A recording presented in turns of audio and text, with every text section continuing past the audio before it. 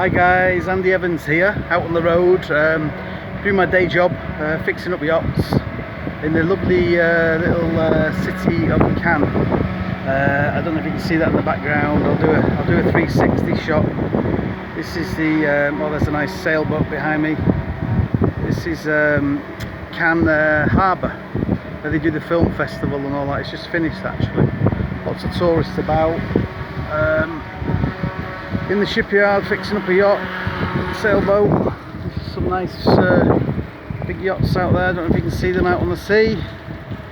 So I just thought I'd share this with you, short and sweet. I'll just show you that lovely little sailboat again behind me. Where is it?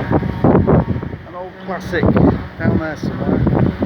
Alright chaps, stay tuned for the guitars, and I'll get the Fibson on its way, and the old rotten tree stump guitar, the reggae guitar. I'll get that sorted. Alright, see you next time. Cheers.